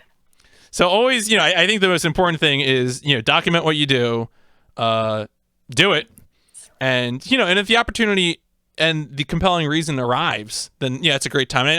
And certainly at this case, if you look at the, the categories, for, door skip mod, lots of people run door skip mod. So, there was an interest in it. Yeah, definitely. That's a great take. I like your answer on that. Thank you. No, I'm saying that as an outsider. I think, mostly because I'm not someone who is necessarily on the inside of large communities. I mostly see Twitter hot takes going around, which are probably more inflammatory, hopefully more inflammatory than the discourse that goes inside community. I'm going to knock on wood as I say that. I don't know what it's like in Resident Evil or anywhere else, but certainly, I love experimenting. And also the other thing too is I know there are games that might be dead as speedruns if not for mods. Dead Rising comes to mind. BioShock Infinite comes to mind. So certainly I would rather have more cool speedruns than I didn't feel like grinding this game to get the one tool in BioShock Infinite that makes the game go fast. Right. Where is Resident Evil Remake in your repertoire? What's the outlook on that one? Oh, well, I go back to that game like from time to time for sure. Like if I feel like I'm not vibing with the game, like for instance, Dino Crisis, like I did not want to do another night of Dino Crisis. I was like, okay, guys, we're just gonna play Remake. So it's kind of like my comfort game in a way. So whenever I feel like I just want to kind of chill out, or if I'm not vibing with a game I want to switch, I'll definitely pick that up. And also more recently, I've been doing Typing of the Dead. So yeah, that was really fun. I'm not speedrunning it, but it's fun to play. Maybe I'll speedrun it if I get better at touch typing. I'm sure if you know of like Dices, then you probably know of people who speedrun Typing of the Dead. Yeah. Yes. I can only imagine with that one. Here's an interesting. What was the experience? You started speedrunning Resident Evil 2 Remake, and then you have since then done speedruns of the original, the OG, RE2. What was that like? What was it like to go from... Oh my gosh. It was actually really like kind of shocking because I've actually never played RE2 OG until I started speedrunning it. Reason being, it's because I watched a lot of it when I was younger.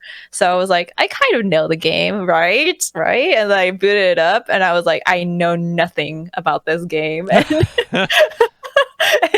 And so it was a lot of panic, like scrolling through my notes during cutscenes, like, okay, what do I do after I meet Marvin? And what do I do after this cutscene? And it was just really different. Going from Remake, from more modern controls back to tank controls, it was different, and the importance of lines was still there, but it was not as forgiving as Remake. Because when you die in an OG RE2, that's it. You go right back to the beginning. There's no autosaves.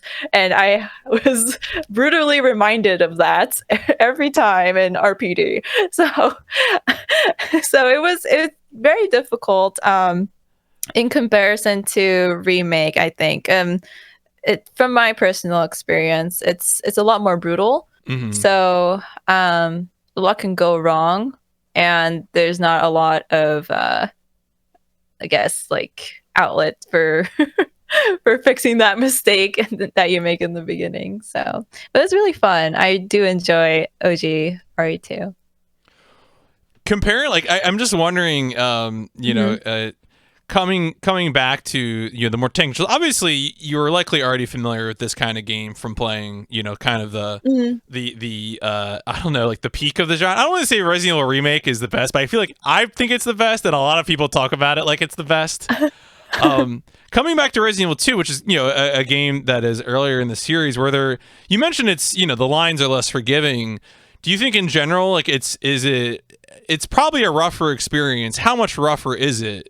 Would you warn people, like, oh, maybe don't go back to this, or is it still perfectly playable? Oh no, please play it. Please play it. No, it's a perfectly good game. Like, it's great. It's a great speedrunning game as well. And it's just a little more technical, especially if you want to, like, take no damage in the beginning of the game, which is really important for Claire A and OGRE2. So definitely, like, please pick it up. It's great, but it's brutal in the beginning. But if you can get past RPD in the beginning, you're set for the rest of the run, pretty much, with the exception of the final Birkin fight. But that's another discussion. So. I watched your PB in this game. Okay. And so I did see that Birkin fight, the final Birkin fight. Yep. Do you have future plans for this game? Do you plan to run it back against Birkin? I need to run it back. I cannot have that fight on my SRC profile. I cannot. No, I need to take my revenge against Birkin. So I need to get him stuck on that corner and call it a day, but that's for another day to fight.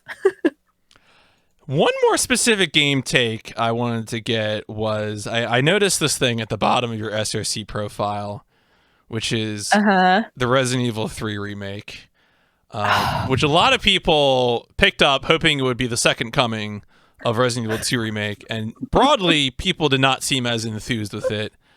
Was this also your experience? Did you pick it up around when it was new and kind of bail?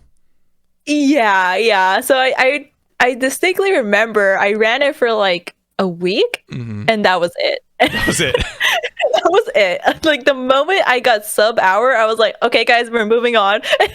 So, I mean, it was, I think I'm in the majority here that Resident Evil 3 remake was half-baked. And while it did have a lot of potential and people were really excited for it, it was just kind of lacking in the content, especially from, like, if you're going to label it as a remake, like, make it the game, like, you know, the content of the game from the original.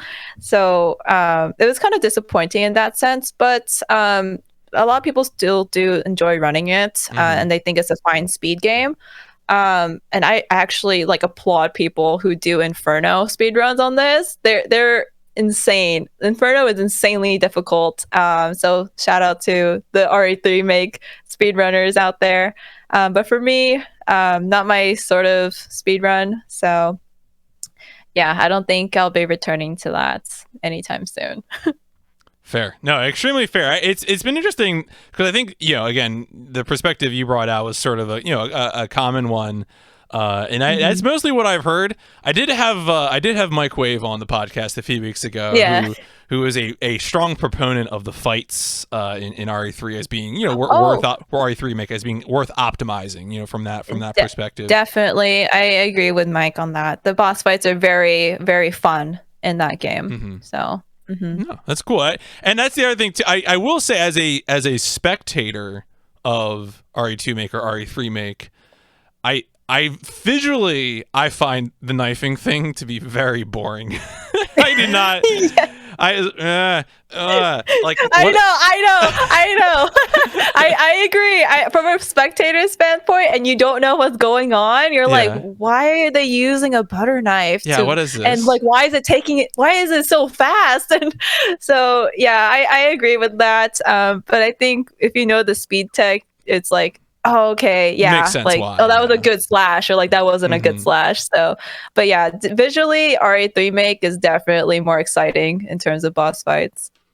All right. So the plan now is that I have a few sort of end questions for the formal script I'm going to get to. Once we wrap those up, if folks are in the chat and have questions that they want to pass to you directly, we can do that. One of the things that I do in these exit questions is that I get a question from my previous guest for my next guest. Last week's guest was Ninten, who's a Kingdom Hearts speedrunner. Ninten passed along this question, and I don't tell the guest who the question is going to, but I think this is a fun one because since you started speedrunning more recently, I think this is a fun question for you, which is there a particular year or era of speedrunning that you wish you could be a part of? You go back in time and be a part of this year in speedrunning. Oh gosh. I don't know. I'm such a baby to this community. Let me think about that. Oh gosh. I guess. I wonder if it would be interesting to be a part of like when Resident Evil 2 Remake were like just coming out. Just coming out, and like people were just starting to kind of route it and kind of break the game in that sense, because I don't have a lot of experience in finding my own glitches or finding my own strats. So I think for me personally, it would be very interesting to be at the beginning of a launch of a game that I would be interested in running. So I think RE2R would be probably cool for me to be at the beginning, but I was a little bit too late. Right, because I guess that would have been RE2 Remake comes out the very February 2019. Is that right? Yeah, so it was just like about a year before I started speedrunning. Right. So yeah, just a year too late. Yes, that happens. What about, that doesn't mean that I do need from you a question for my next guest. Oh. Now, you don't get to know who it is. And in fact, right now, because I don't do a podcast in the middle of SGDQ, I don't know who the next guest is. But the next guest will be a speedrunner. Question doesn't have to be about speedrunning. I've had questions about music, food, travel. You can do whatever you want. But it will be a speedrunner answering the question. Do you have a question that you'd like to pass along? Oh gosh. That's I need to think about that a little bit. Take a minute. No worries. Okay. No okay. Rush. So oh gosh, I don't know if I want to meme on my community for this. I kind of want to. The first thing that comes to mind is a food question. I'm not gonna ask the typical one like, is a hot dog a sandwich? Let me see. We've had a few food ones. I think I forgot I had one. Okay. No, I'm trying to think if I actually had someone do the pizza one. I don't think I had a pass yet. I think it's usually someone in the chat who's done that to me, who's been like, pineapple on pizza. I'm like, come on.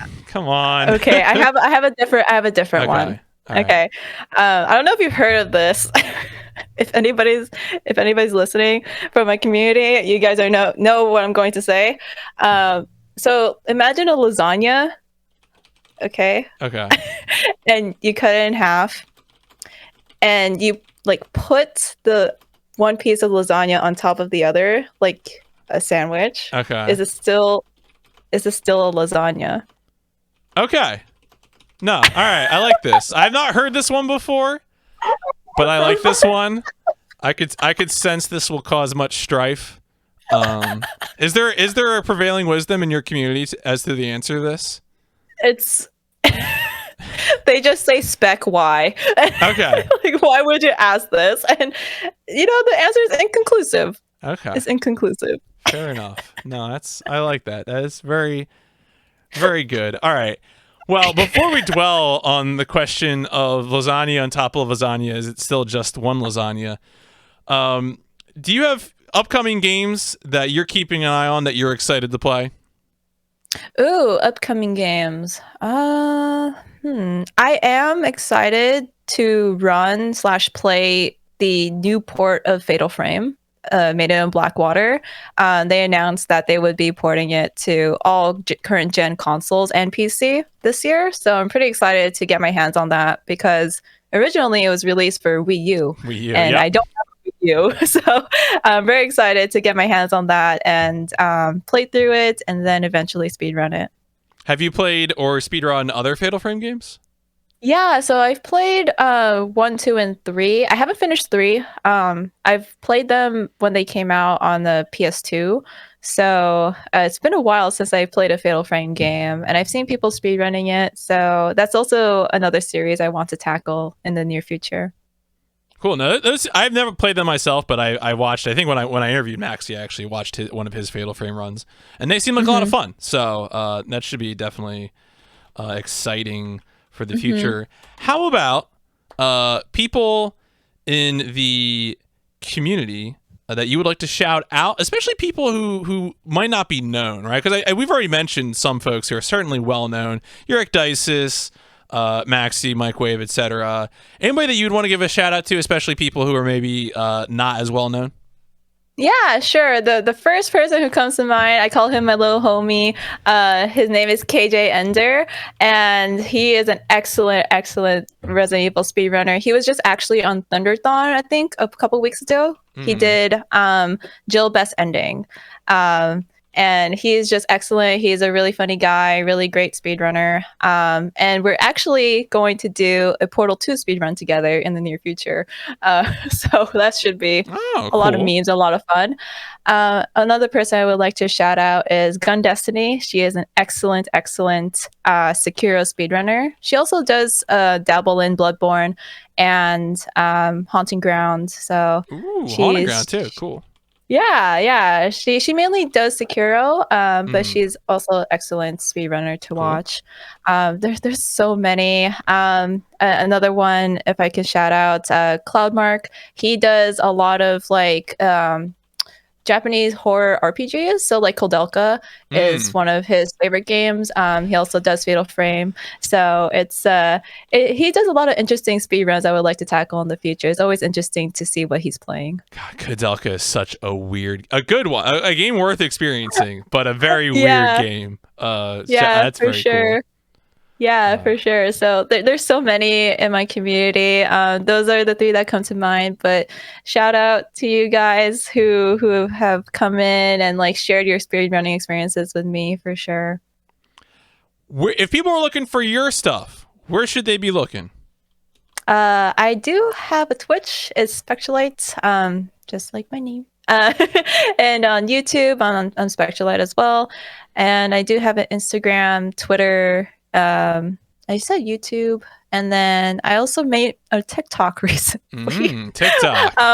There's nothing on there yet, but yeah, that's where you can find me. But for the content that exists already, it's mainly on Twitch and YouTube. Cool. And now, if you're here with us live, I've put a few of the links, the Twitch, Twitter, YouTube, in the chat, so you can go ahead, click on like, subscribe as needed now. And then if you're listening after the fact on iTunes, YouTube, Spotify, whatever, you can check the show notes or description, and you'll be able to find all the links there, so you can still do that even in the future. Now, before we go to Q&A, first off, thank you so much for giving me all this time. No, thank you for having me. This is great discussion, and the questions you asked are really great and made me think a lot. Thank you. Reflect on myself a lot. So thank you. I do need one more thing from you before we go to the Q&A, which is I'm going to use a cheesy catchphrase like "Let's boost on out of here," and when I say that, I need you to give me your best rocket engine noise. Okay. Okay, I'll do my best. All right, excellent. Folks, thank you so much for listening. Let's boost on out of here.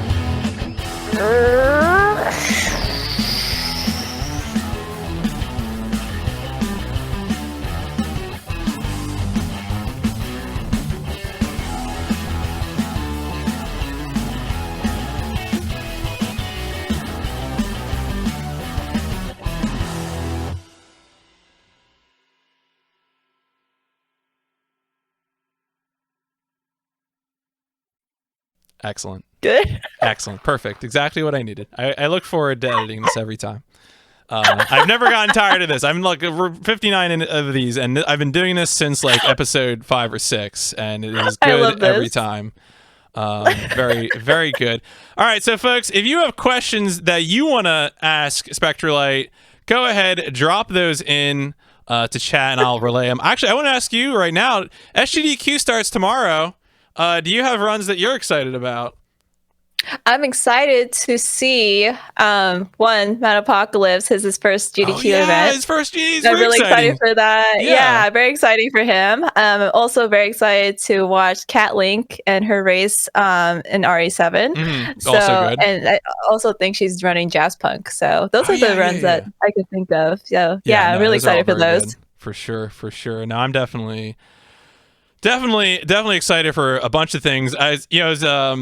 My buddy Casey Frew is going to be doing GTA 3, which I'm really excited for, and then a run I submitted, but a different category in Teardown, which is like an indie destruction game. A runner named Waffleman who is going to be doing any % for that, which I'm definitely excited for. And if I had to shout out one other one right here, it would be the N64 game Blast Core. A Japanese runner. One of the things I'm really happy about is I feel like they did a good job taking a lot of runners who probably wouldn't be able to make an in-person GDQ. And Needle, who is the runner doing Blast Core, is a Japanese runner, probably not coming to an in-person GDQ, but able to do this now. And so shout outs to GDQ for taking advantage of the opportunity to to showcase some of those people who probably aren't going to be able to travel. All right, we got no one. See, I know you got your community here in chat, but they're not giving me the questions that I need. See, I was trying to harvest stuff from them. Did I forget anything that I wanted to ask about? This is always my opportunity to mea culpa. I think I got really we covered most of the good stuff in terms of. I didn't get to ask you. So this is always I have this script that's kind of like a flow chart that I go through, and and so depending on like what you do, like for example, if like someone's running old console games, there's a whole nest of questions about like how do you capture it and how do you convert the signal. But if you're on PC, you don't have to deal with any of that stuff. That's I don't. Fortunately, home free from that. Have you submitted stuff to SGDQ or any? I mean, obviously you'd submitted to you did Fleet Fatales, but have you been submitting to GDQs or other marathons? No, and the reason why this kind of ties back to your question earlier in the podcast, that I felt like I didn't have anything new to present. So I wanted to submit again if I expanded my games list on that. So part of the reason why I wanted to step outside of RE, because RE is very popular, but I think that one, I have an interest in other games, and two, I don't see those games in GDQ, so probably want to submit on those. Yeah, the science of GDQ submission is interesting because I think game choice is king. Like you want to pick a game, a popular game, but there's sort of all these mitigating factors in terms of like what is your competition, and then also how long has it been since that game's present. Your Resident Evil is a series where you're gonna have other people probably submitting, and you're gonna have it might have been in there recently, so like what and. Sometimes it's an opportunity. Sometimes that means you submit a different category, and that's the trick to selling it to the games committee. But sometimes you just find a weird game. Sometimes that works too. For sure. All right. Wonder what else we got. What in here? When it comes to doing, oh wait, here we go. Fretzel's got something. But he's teased me with it first. Oh, do you have takes about RE4 Remake? Do you think that's good? I mean, are you an RE4 fan? Oh, how do you feel about RE4? Oh gosh, I was obsessed with RE4 when it came out on GameCube, so I really enjoyed playing that game. I haven't tried playing it as of late. Oh, actually, no, I lied. I did attempt to play/speedrun it, but I couldn't physically play it because I got motion sick. So like I don't know what it was about the game, but it's just like the pixels from GameCube were just blown up on Mm. PC, and it hurt my eyes so bad, so I physically couldn't play it. So I need to find a way to play that game again. But in terms of RE4 remake, it's possible. Just because they have assets from Village to reuse. Mm-hmm. So it's very possible, but for me, I don't think RE4 needs a remake in this point of time. I think there are other Resident Evil titles that need it more, and the community is begging for for a remake for those games. Are you sure thinking you've of a heard. particular game here? Because I feel like there's a game I usually hear people say. Yeah, I'm sure you hear a lot of people say Code Veronica. Yep. Yeah, Code Veronica, beloved game, needs a remake. People are begging for it, and there's like no talks of it. So it's like, oh gosh, please, we have to pray. So, but yeah, Code Veronica and also Outbreak is the other title that I hear That's a the lot. multiplayer one, right?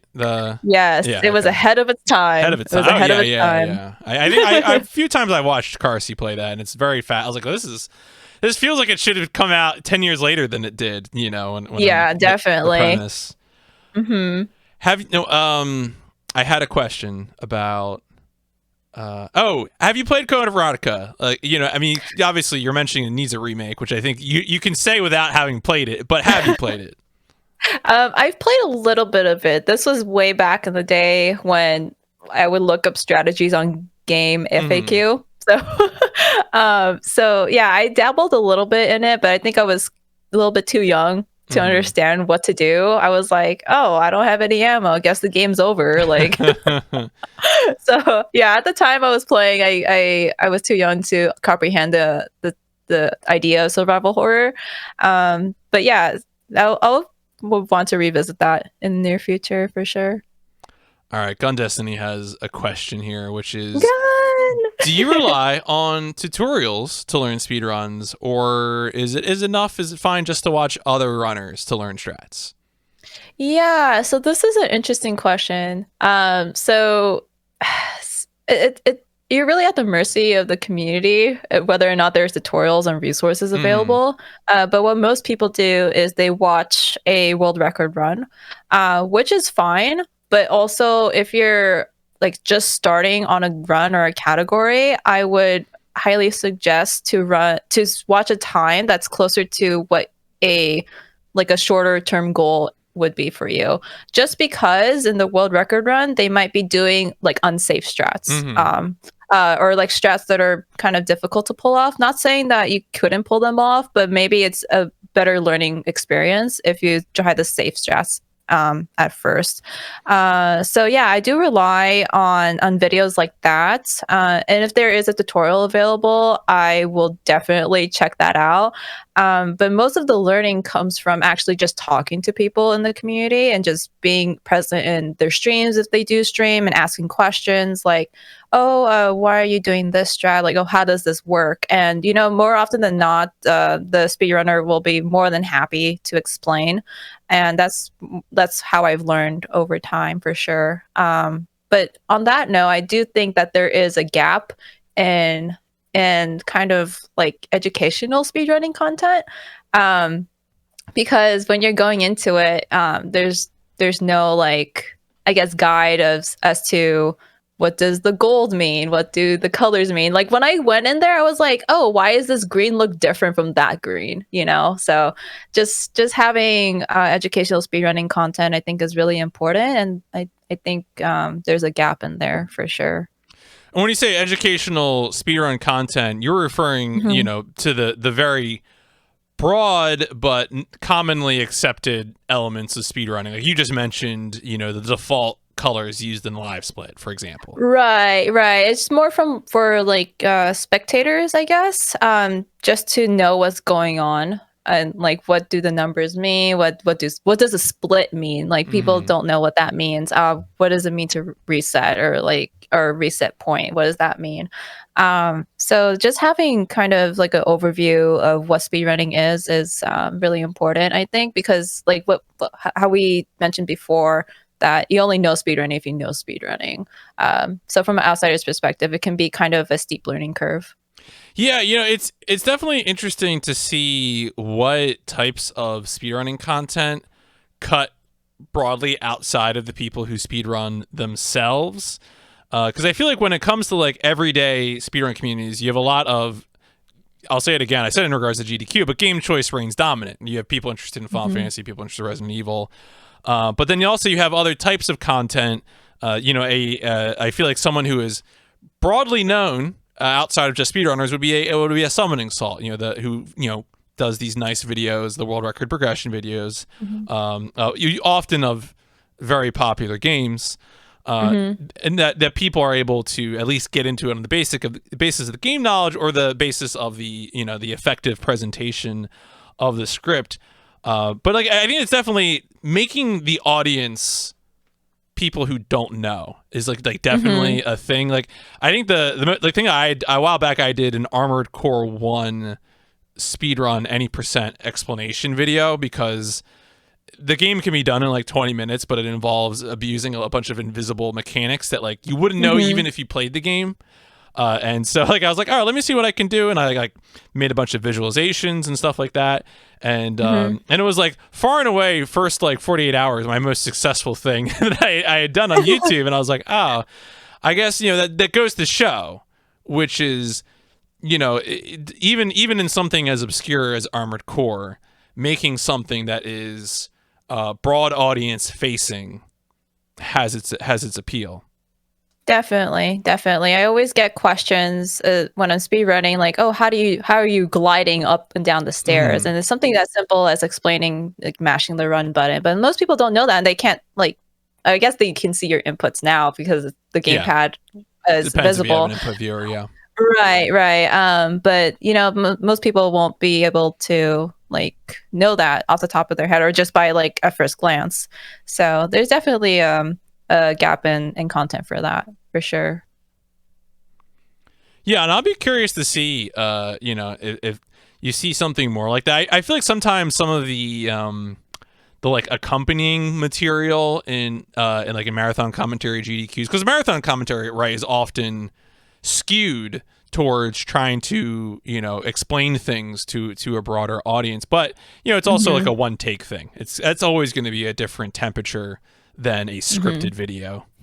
Definitely. All right, let's see what else is good. Folks, if you have any more questions, we're going to be on the front page of SRC for about just another 10 minutes or so. So if you have anything else that you wanted to get in there, actually, I guess maybe I always like to ask the selfish question for me as the host of the Speedrunner Interview podcast, which is, you have any folks that you would want to see on a Speedrunner Interview podcast? I know you shouted out some people, and I've certainly written down some of those names, but there's certainly people even well known. One of the reasons I got into doing this was because I felt like there were very well known people who weren't being interviewed, which was surprising to me. That's what kind of emboldened me to be like, hey, like what is your story? Is there anyone that you would single out, saying like, I really want to know how this person got into speedrunning? I actually want to know how Gun Destiny got into speedrunning. I really want to know that, her story, because I met her through KJ Ender, and she was already like killing it on the Sekiro speed runs, and I was surprised to learn that she hasn't submitted at the time. So I was like, "What? Your time is so good! Like, why aren't you submitting?" So I want to know what her story is for sure. Well, there that emote. I don't know. The S emote means you're ready, right? That's eagerness. Says nothing but excitement. God, no. That's a good one though. I always like, some like common emote formats can be kind of exhausting, but I definitely feel like the S one is one of those ones that's just gotten better. Like every variation is better than the original, I feel. So I definitely always enjoy that.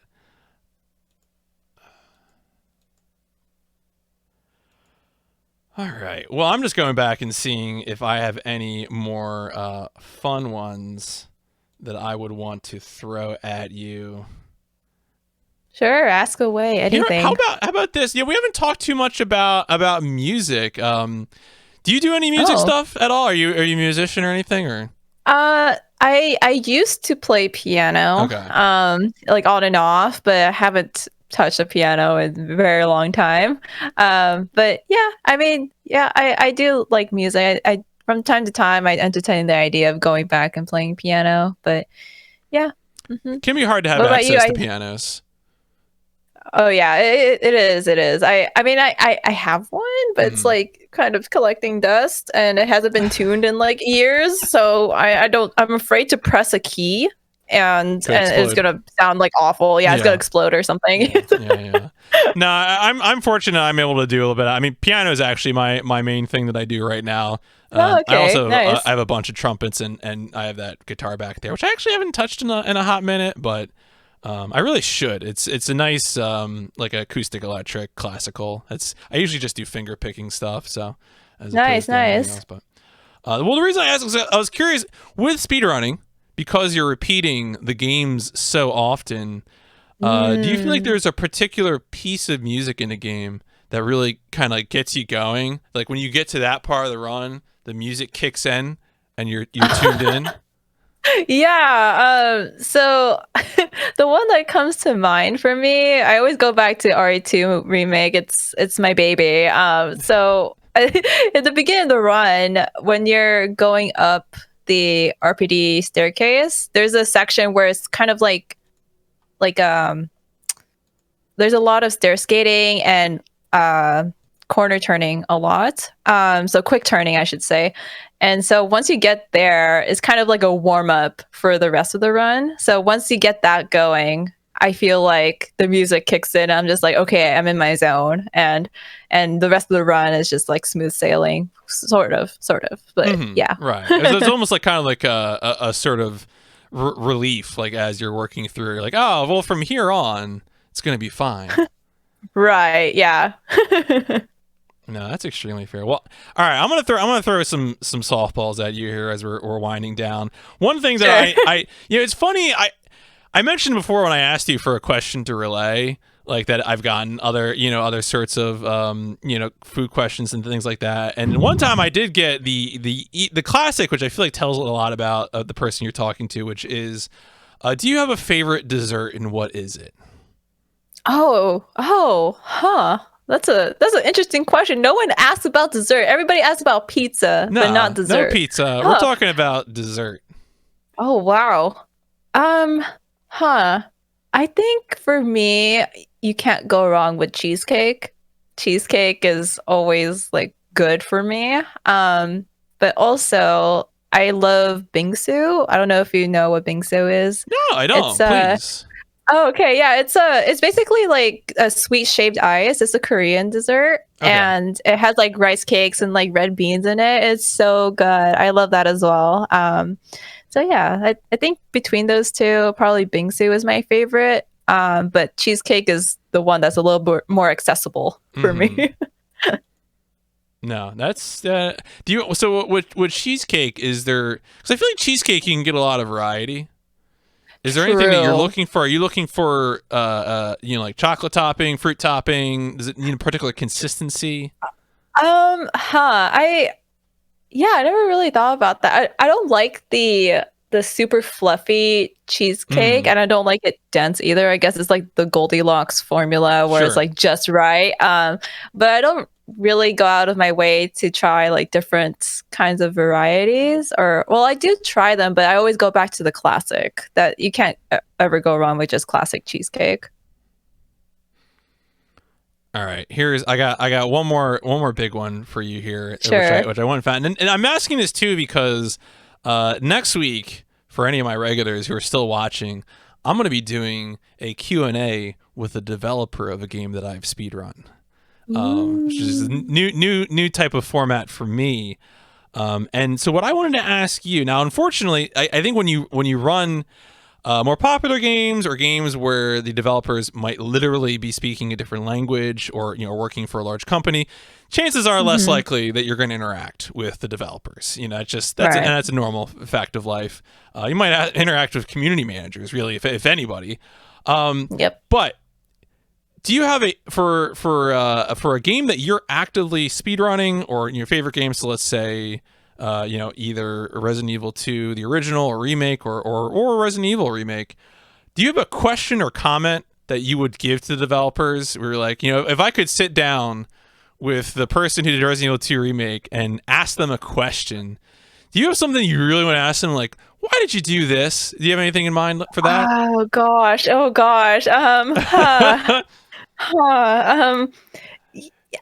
This is a common question in the Resident Evil community. Like, why does the knife do so much damage? Like, how does that like why? And like I guess that's the first question that comes to mind to me as well.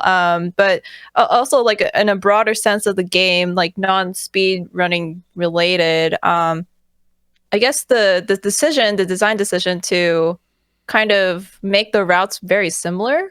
Like, why was that done? Because the OG was very different. The scenarios are very different from each other, and I didn't get that sense when we were playing Remake. So I guess like why was that decision made would be probably my number one question. No, I'm sure there are lots of, and I hope that it's kind of, it seems depends on the company, but getting the history, I feel like I want to say Capcom is a little better about that. Everyone's better about it than Nintendo, so that's a low bar to jump over. But hopefully we'll see more of that. How about, as we're winding down here, do you have any particular opinions about the next generation of consoles? I feel like right now, besides like the general availability issues, I'm not really excited about them yet. Where are you? Yeah, I'm in the same boat. With the accessibility issues with the consoles, I'm just like not really super like, I guess, riled up to even get my hands on them. Particularly because in general, I tend to just stick with PC games. And if there's a game I'm super interested in only available on console, then sure, I'll get the console, but I'm not in a rush to get it. So yeah, I'm mostly a PC gamer. If I can get the game on PC, I don't go out of my way to get a console. I'm not really excited about the new gen. Yeah, no, I hear you. All right, final question is, who do you want to raid? Oh,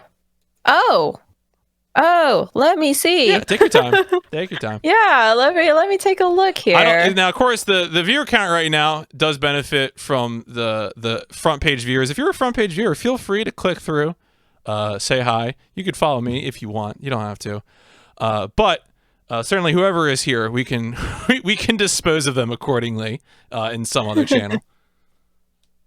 Let me see who is on right now. Oh, okay. I see somebody on. How about Crazy Gaming Days? Let me send you his name. He is doing a charity stream, actually. And he's speedrunning Resident Evil. He usually does knife-only runs. He's an excellent streamer and entertainer. I always have a good time watching him speedrun. Awesome. I feel like, gosh, the name seems familiar. Like, I don't know. I guess I must have just seen. So, like, I definitely feel like but I'm not following them. So I guess maybe I normally, you just click and follow. Oh, that's weird. It is just the sense. I've looked at too many names now. This is what happens when you're always like, whenever you see a list of like speedrunner names, and you're like, well, I better write all these down. Never know when I'll need them for a podcast. You eventually become convinced that you know all names, but you never do. You never really do. Well, in that case, let me cue that up. Get that in there and launched. Thank you again so much. This has been a ton of fun. I'm really glad that you gave me the opportunity to prod you with all these questions. Hey, thank you so much for having me. I had a great time chatting with you for sure. Excellent. Well, I'll let you get to your day. Take care. Enjoy SGDQ. Okay, you too. Take care. Take care.